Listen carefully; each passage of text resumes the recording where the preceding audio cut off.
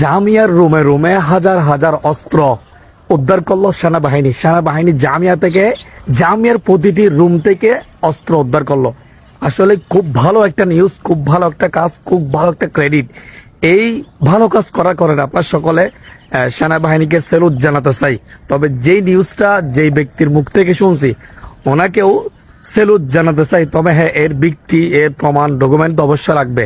সেনাবাহিনী এত বড় একটা মহৎ কাজ করলো যে জামিয়া মাদ্রাসা থেকে, জামিয়ার মতো একটা মাদ্রাসা, যে মাদ্রাসা আমরা অনেক বিশ্বাস করতাম, এই মাদ্রাসা থেকে যেহেতু অস্ত্র উদ্ধার করছে, তাহলে সেনাবাহিনীকে একটা পুরস্কার দেওয়া উচিত। হ্যাঁ, একটা পুরস্কার দেওয়া উচিত। তো এই ডকুমেন্টস কোথায়, মানে উদ্ধার করছে অস্ত্রগুলো কোথায়, নাকি অস্ত্রগুলো যে ব্যক্তি ঘোষণা দিচ্ছে তার বাসায় নিয়ে গেছে?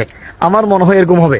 মানে অস্ত্রগুলো জামিয়া থেকে উদ্ধার করে ভিডিও বার্তা, প্রেস ব্রিফিং না করে ওই অস্ত্রগুলো যে ব্যক্তি নিউজটা দিছে তার বাসায় নিয়ে গেছে হয়তোবা।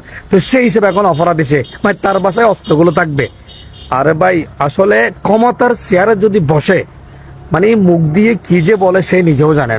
যে আসলে প্রথমত সেনাবাহিনীর এই বিরুদ্ধে অ্যাকশন নেওয়া উচিত। যে সেনাবাহিনীর নামে মিথ্যা অপবাদ দিছে, বাংলাদেশ সেনাবাহিনীর নামে মিথ্যা অপবাদ দিছে যে জামিয়া থেকে সেনাবাহিনী অস্ত্র উদ্ধার করছে, এরকম একটা নিউজ পাইছে গতকালকে। প্রথমত সেনাবাহিনীর এই বিষয়ে অ্যাকশন নেওয়া উচিত।